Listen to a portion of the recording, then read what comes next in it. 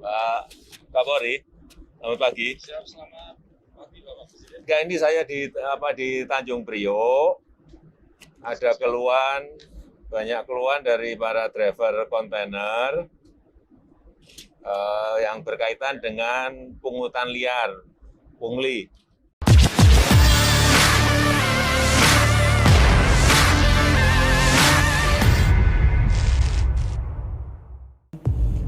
Kami juga mengalami tentang tindakan kriminalitas, Pak. Itu ketika macet gitu. Nah, banyak sekali kawan-kawan tuh hampir tiap hari sampai hari ini pun juga mengalami tentang tindakan kriminalitas gitu. Ya, pada saat macet gitu, kawan-kawan ini diambillah barangnya. Kalau di Tanjung Priok ini sebutnya asmoro, Pak. Yang dia ketika macet itu ngambil barang dari kendaraan gitu secara diam-diam. Kemudian ada juga yang kalau dia terorganisir gitu preman-premannya di setiap daerah-daerah rawan gitu, dia naik ke atas mobil, Pak. Ini kan kontainer kan? Iya, kontainer Kan betul. nggak bisa dibuka. Barangnya ngambilnya dari mana? Barang kendaraan, Pak, maksud saya. Oh, barang kendaraan. Kendaraannya. Kan dia ada ban setip, kadang aki, kadang juga handphone. Kalau dia berani naik ke mobil itu ditodong kita, Pak. Ditodong, kemudian diminta barang-barang kita, handphone, dompet, segala macam, uang jalan habis gitu. Nah, yang sering terjadi itu kawan-kawan dari luar kota gitu. Nah, tetapi yang dari ekspor impor, yang teman-teman yang bawa kontainer itu sebelum ini sekarang kami sudah ada ya wadah untuk penyambung silaturahminya, Pak. Kalau dulu itu kan sebelum kita ada wadahnya, teman-teman sopir itu membangun suatu kayak komunitas begitu. Nah, itu dulu sesama supir kontainer aja itu saling musuhan, Pak. Tidak ada rasa kebersamaan gitu. Begitu keadaan macet, ada di depannya itu ada yang dinaikin mobilnya naik ke atas mobil gitu, bawa celurit apa nodong gitu. Itu nggak ada yang berani nolong, Pak. Padahal itu depan, belakang, samping, kanan itu kan kendaraan semua dan itu orang semua gitu. Itu sangat memprihatinkan dulu. Karena dia takut kalau posisinya nanti dia membantu, preman-preman itu akan nyerang balik begitu ke dirinya. Maka dia lebih memilih tutup kaca. Nah, itu memperhatikan sekali gitu kan. Nah, waktu itu kalau keadaan kayak gitu kita diamkan, nah ini kapan bisa kita selesaikan bareng-bareng gitu. Sekarang masih ada enggak itu? Masih, itu, Pak. Tadi kan ngomongnya dulu. Sekarang masih? Masih, Pak. Masih? Masih. Masih? Ya. Tapi tidak seperti dulu, sekarang agak terminimalisir, Pak. Kalau sekarang kan kawan-kawan ini sudah saling kenal nih. Kayak saya misalkan sama Bang Hakim ini kan beda daerah. Biasanya kan kawan-kawan supir yang di sini itu kan merantaunya itu kan satu kampung nih, misalkan dari Jawa gitu. Ngikut ngernet begitu. Nah, nanti sudah bisa nyupir bekerja diangkat oleh bosnya begitu kan. Nah, itu ngumpul dalam satu perusahaan. Nah, dia tidak akan kenal dengan perusahaan yang lain, dan itu juga misalkan Bang Hakim ini dari Medan itu. Dari satu perusahaan misalkan dia connect-nya dari Medan gitu. Nah, itu kayak musuh-musuhan gitu. Gak ada ininya. Nah, maka kita membangun suatu perkumpulan gitu sesama pengemudi. Ketika kami sudah saling kenal, saya kenal sama Bang Hakim gitu. Ketika ada yang di premanisme gitu, ya ayo kita tolong bareng-bareng. Kalau ini Pak, saya tanya masalah yang berkaitan dengan tadi yang saya sampaikan, pungutan. Ini ada yang menyampaikan pungutan di Fortune, di NPCT One, di Depo Dwipa. Benar enggak? Benar, Pak. Jadi makanya ini kan saya mau Itu pungutan apa itu? saya mau urai rangkaikan semua gitu. Tapi kalau ada ya kawan-kawan yang menyampaikan, Bang Hakim, monggo. Bismillahirrahmanirrahim. Assalamualaikum warahmatullahi wabarakatuh. Perkenalkan nama saya Bapak, nama saya adalah Abdul Hakim Sitompul, panggilan sehari-hari Hakim, Pak. Tadi mengenai tadi kata Bapak masalah di depo ya Pak ya, masalah pungli. Itu benar sekali Pak. Itu pungli itu begini Pak ceritanya, meminta imbalan lah, kalau nggak dikasih kadang diperlambat. Itu jabatan tadi benar itu kayak Fortune, Dwi Pak, terus MBP, hampir semua depo rata-rata. Itu Pak. Yang sekarang itu saya perhatikan itu yang agak bersih, cuma namanya depo Senkon sama depo Kurinar agak bersih dikit. Lainnya hampir rata-rata ada pungli Pak. Punglinya itu siapa yang pungli? Dari ada karyawannya Pak. Jadi contoh Pak, kita kan bawa kontainer nih, kosongan lah ataupun mau ngambil kosongan. Nah, kita laporan kan, diambil lah. Itu harus ada uang tip, dia bilang kuliah ya, atau 5.000 paling apa aja kadang-kadang 15.000, ada 20.000 Pak. Itu kalau nggak dikasih, masih dikerjakan, cuma diperlambat. Alasannya dulu yang ada duitnya, katakan saya begitu lah, coba mereka itu nggak mau ngomong Pak. Jadi begitu punglinya Pak di dalam depo itu Pak. Nah termasuk tadi saya jelaskan lagi masalah pranisme. Itu pranisme itu begini saudara, kayak macam kemarin depo macet.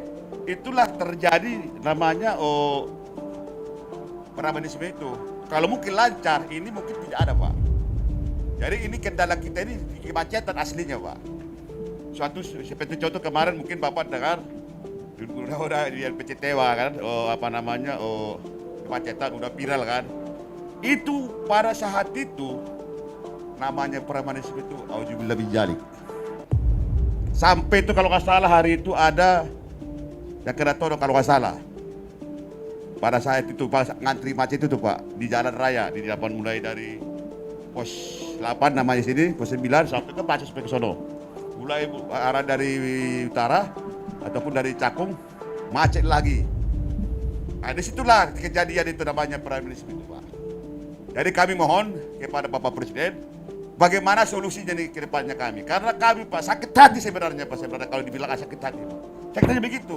Tidak ada kenyamanan untuk supir kami, supir khususnya pengemudi di Tanjung Priok. Kita jangan ini dalam Priok aja ataupun dalam Jakarta, belum lagi luar kota. Luar kota hampir sama semua pungli itu tuh banyak Pak. Premanisme banyak. Mungkin Bapak udah tahu kali di Bastos. Mungkin Bapak belum bisa tahu lah. Karena kami kan mungkin sama media itu agak ini karena kami sibuk ya kan. Itu Pak kira-kira Pak. Ya. Kurang lebihnya mungkin dari teman-teman ataupun dari kawan-kawan kita mau ngomong lagi nih. Cinta Presiden. Tes. Assalamualaikum warahmatullahi wabarakatuh. Selamat siang Pak Presiden yang saya hormati. Perkenalkan saya Nuratno. Sekarang bekerja di perusahaan kaki 5 Pak, kontainer. Kaki 5 itu perusahaan yang punya mobil cuma 1-2. Nah, hari ini saya lumayan bergembira. Semalam jam 10 malam saya ditelepon sama temen habis narik dari Kerawang. Mo, kamu di mana? Ini habis pulang narik bawa isoteng kimia dari ini katanya mau Pak ketemu Bapak Presiden. Jadi ini kedua kalinya saya ketemu Bapak Presiden. Yang pertama tahun 2019 waktu itu saya dipanggil ke istana. Waktu itu saya jadi supir awak mobil tangki Pertamina Pak. Mungkin Pak Presiden masih ingat. Nah, teman saya bilang kasus kamu yang di Pertamina udah selesai belum selesai. Ya udah mumpung sekalian nanti bisa sampaikan ke Pak Presiden bahwa persoalan belum selesai. Jadi persoalan saya yang dulu di Pertamina itu belum selesai, belum dikasih apa-apa, pesangon atau apapun sama sekali belum. Yang kurang lebih 1.000 orang itu. Saya berharap banget lah ini bisa ditindaklanjuti secepatnya. Nah, terkait saya ngomongin masalah kemacetan, karena saya dari tahun 97 memang di kontainer, saya masuk Pertamina tahun 2010. Setelah berharap masuk Pertamina itu ada kebaikan lah. Ada jenjang yang lebih baik, ternyata juga sama-sama aja di PHK juga nggak dapat pesangon. Jadi terkait kemacetan memang benar tadi Depo Fortune. Ini Depo Fortune kalau di kelompok supir ini kategorinya depo laknat. Jadi dicap depo laknat karena memang dampak dari kemacetan Depo Fortune ini memang sangat luar biasa. Jadi bisa mengimbas ke arah Cakung, mengimbas ke arah Pak Kapolri, selamat pagi. Enggak, ini saya di Tanjung Priok. Ada banyak keluhan dari para driver kontainer yang berkaitan dengan pungutan liar, pungli di Fortune, di NPCT One, kemudian di Depo Dwipa. Pertama itu. Yang kedua juga kalau pas macet itu banyak driver-driver yang dipalak sama preman-preman. Ini keluhan ini tolong bisa diselesaikan. Itu aja, Pak Bori. Ya, ya, terima kasih, Ya, oke, nggak apa-apa. Ya, itu aja. Terima kasih. Lanjut Pak ya. Ya, jadi dampak dari kemacetan satu tempat itu berdampak memang kemana-mana. Di Depo Fortune itu bisa berdampak ke Cakung, bisa berdampak ke Cilincing. Itu orang bongkar bisa sampai seharian baru selesai. Ya, benar dikatakan dampak dari kemacetan itu akhirnya timbulnya premanisme itu.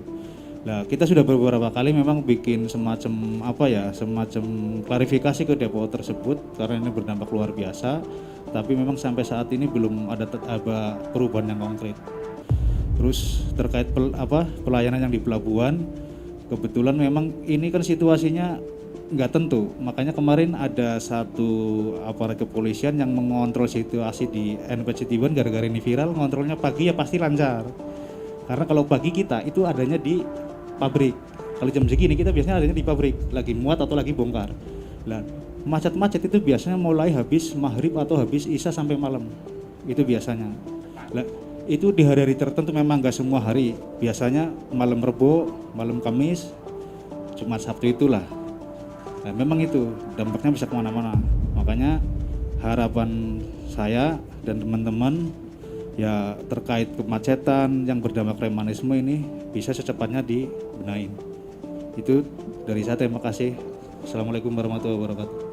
Ya, saya sudah nangkep semuanya apa yang diinginkan oleh Bapak-bapak semuanya. Tadi juga sudah saya perintah langsung ke Kapolri untuk dicek di lapangan, diselesaikan. Nanti pasti akan melapor ke saya. Sini juga saya kira sudah didengar langsung oleh Pak Kapolda Metro, tapi saya enggak perintah langsung, perintahnya ke Kapolri biar semuanya jelas dan bisa diselesaikan di lapangan. Nanti akan saya ikuti ini proses ini. Nah, kalau keluhan-keluhan seperti itu tidak diselesaikan, udah pendapatannya sedikit, masih kena preman, masih kena pungli, itu yang saya baca di ini di status di media sosial yang saya lihat keluhan seperti itu memang harus kita selesaikan dan diperhatikan. Saya rasa itu yang bisa saya sampaikan pada kesempatan yang baik ini. Sekali lagi saya terima kasih atas pertemuan pagi hari ini. Nanti coba saya prosesnya ini akan saya ikuti. Nanti saya akan cek ke bapak-bapak tadi yang menyampaikan apakah sudah terjadi perbaikan atau belum. Kalau enggak, nanti saya undang lagi di lain waktu. Ya. Terima kasih, karena saya masih ada acara yang lain. Saya tutup, terima kasih. Assalamualaikum warahmatullahi wabarakatuh.